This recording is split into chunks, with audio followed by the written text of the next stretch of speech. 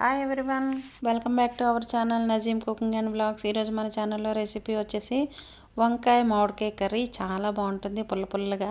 సీజన్లో దొరికే మామిడికాయ కాబట్టి చాలా చక్కగా చేసుకోవచ్చు. వంకాయ కాంబినేషన్ అయితే సూపర్గా ఉంటుంది. మన వైట్ రైస్కి అయితే ఇంకా చెప్పనవసరం లేదు.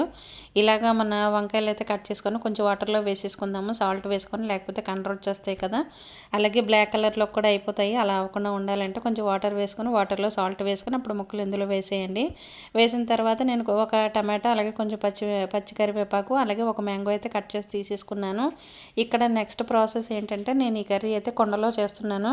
ఇది తోడుతో చేసుకునే కర్రీ అనమాట. అంటే మనకి తాలింపు కానీ పోపులు ఏమీ ఉండవు, డైరెక్ట్గా అన్నీ కలిపి పెట్టేసుకోవటమే.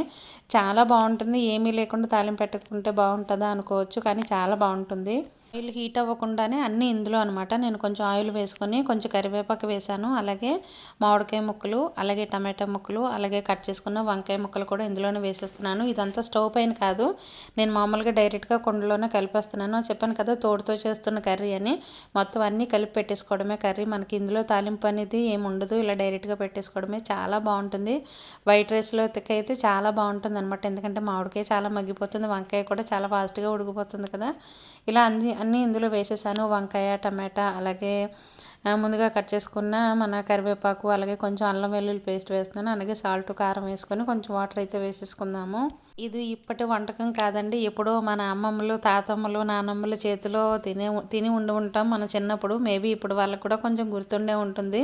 అప్పటి వేసవి సెలవులకు వెళ్ళినప్పుడు తిని ఉంటారండి ఖచ్చితంగా. వంకాయ మామిడికాయ కర్రీ ఇలా కుండలో చేసింది చాలా బాగుంటుంది. తోడుతోనమాట, అసలు తాలింపు అనేది అవసరం లేదు. అన్నీ ఇలా కలిపేసి ఇందులో కొంచెం ఆయిల్ వేసుకొని, కొంచెం సాల్ట్, కారం వేసుకొని స్టవ్ పైన పెట్టేసుకోవడమే. ఒక 20 నిమిషాలు ఉందనుకోండి, కర్రీ అయితే చాలా చక్కగా మగ్గిపోతుంది. మనకి మామిడికాయ కూడా చాలా ఫాస్ట్గా ఉడికిపోతుంది, వంకాయ కూడా ఉడికిపోతుంది కదా.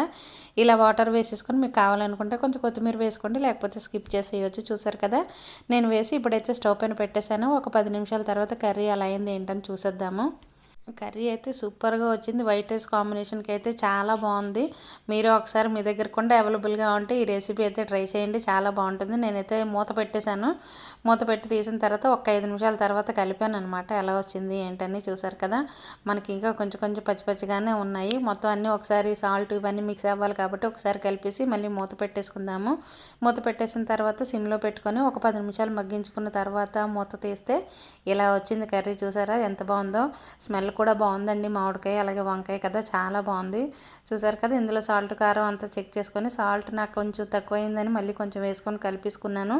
కలిపిన తర్వాత కర్రీ అయితే ఇలా వచ్చిందండో. ఈ వైట్ రైస్లకి అయితే సూపర్.